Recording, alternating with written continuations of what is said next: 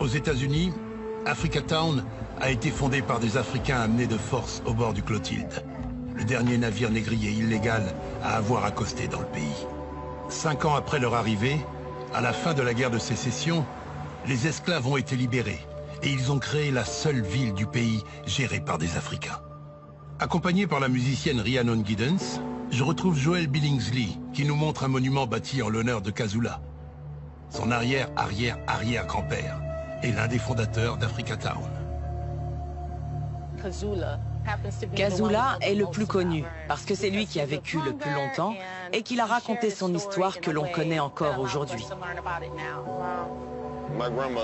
Ma grand-mère est née au 19e siècle et sa mère était esclave.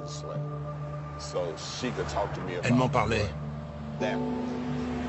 Ça nous façonne de manière très puissante.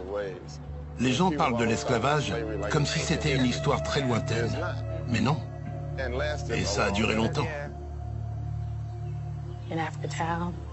Les gens d'Africatown cultivaient leur nourriture. Ils ont fondé leur propre ville, inspirés des us et coutumes de leur terre natale et de leurs traditions. Petit à petit, c'est devenu une communauté florissante qui avait tout le nécessaire. Pas besoin d'aller ailleurs pour faire ses courses, voir un médecin, aller à l'école et se distraire. Il y avait tout ce dont on avait besoin pour vivre. Quand on parle aux gens, ils sont extrêmement fiers de ce que c'était. À une époque, il y a eu 12 000 habitants. Il en reste 2 000.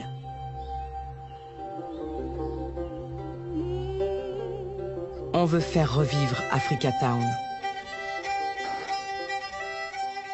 Il y a un endroit baptisé Kazula, du nom de mon arrière-arrière-arrière-grand-père.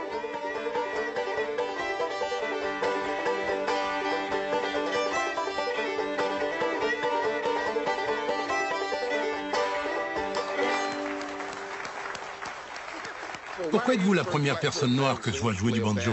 C'est la question. Ouais, bonne question. Quand j'étais petite, je voyais des blancs jouer du banjo et je me disais, ça me plaît, mais ça fait pas partie de ma culture. Et puis, j'ai trouvé des enregistrements de musiciens noirs qui jouaient du banjo. J'ai fait des recherches et j'ai découvert que c'était une grande tradition. On jouait beaucoup du banjo, pas seulement dans le sud, mais dans tout le pays. Pour moi, le banjo, c'était cet instrument métallique, avec des cordes en métal, souvent pour jouer du bluegrass. Et j'ai appris qu'à la base, c'était un instrument afro-américain qui ressemblait plus à ça. Et pour tout le monde, c'était un instrument noir. Le banjo était un symbole associé au noir. Ensuite, il y a eu un basculement dans les années 1820-1830. Quand des Blancs se sont dit « c'est vraiment cool, je voudrais en jouer ». Donc, des artistes de scène blancs se sont mis au banjo. On ne parle pas de ce changement parce que ces Blancs faisaient du blackface. C'est le début des spectacles de Blancs grimés en noir qui sont restés extrêmement populaires pendant plus de 60 ans. Est-ce que ça veut dire que le bluegrass actuel est né grâce aux Afro-Américains? À 100%, c'est exactement ça. Ouais. Une danse folklorique comme le do-si-do est afro-américaine? À l'époque, il n'y avait que les bals pour se distraire. Et dans les plantations, les musiciens de l'orchestre étaient afro-américains. Presque toujours. Ils ont été obligés d'apprendre des danses et des musiques européennes. Et ils les ont mélangées à leur culture. Ce qui distingue les danses folkloriques américaines des danses européennes, c'est le meneur, celui qui fait...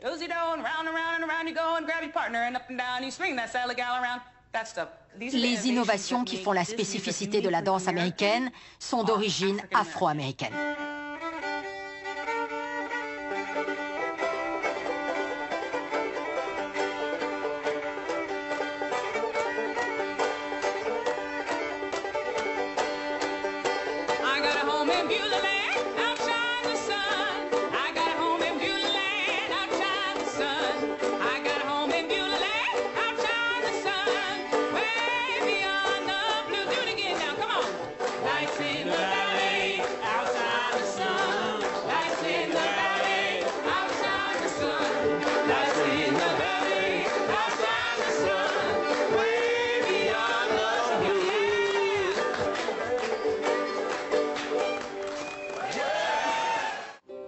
I've got a body dark and strong.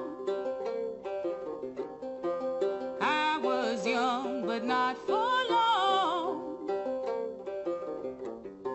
You took me to bed, a little girl.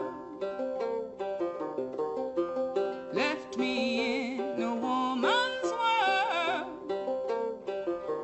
J'ai fait de nombreuses recherches sur la période de l'esclavage et j'ai étudié des petites annonces parues dans les journaux pour vendre des humains. L'une d'elles m'a frappée.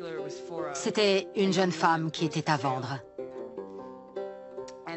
À la fin de l'annonce, c'était écrit qu'elle avait un bébé de 9 mois qui était au choix de l'acquéreur. Ces mots m'ont marqué et j'ai beaucoup pensé à elle. I've got a baby, shall I keep him? 'Twill come the day when I'll be weeping. But how can I love him any less? This little babe upon my breast. You can take my body, you can take my bones, you can take my blood, but not my soul. You can take my body, take my bones, you can take my blood, but not my soul.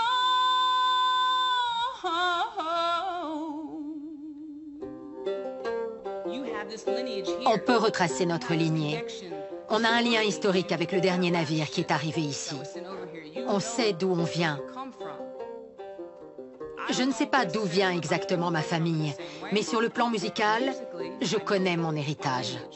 Il y a plusieurs manières d'être relié à qui on est, en tant que communauté. Il n'y a pas que le sang. Il y a un lieu de rassemblement derrière Kazula, où les habitants d'Africatown se réunissent pour honorer leurs ancêtres. Parents et amis, en présence de Dieu, nous faisons nos libations en mémoire de notre foi et de notre sang. J'ai grandi pas loin d'ici, et je n'aurais jamais imaginé qu'une cérémonie traditionnelle africaine avait survécu en Alabama. Quand nous faisons nos libations, nous réveillons les ancêtres, nous leur parlons. Nous allons verser l'eau pour symboliser la richesse de notre héritage, pour symboliser la richesse de la terre qui nous a nourris et a nourri les générations précédentes. À chaque fois que je verse l'eau, je vous demande de répondre par « Haché », c'est-à-dire « Ainsi soit-il ». Répétez après moi « Haché ». Pendant des années, les Africains du Clotilde ont pratiqué des rituels, des cérémonies, et inhumé leurs proches dans cet espace sacré. Si vous le voulez, vous pouvez appeler ceux que vous avez enterrés Kazula. Ashe. Ashe.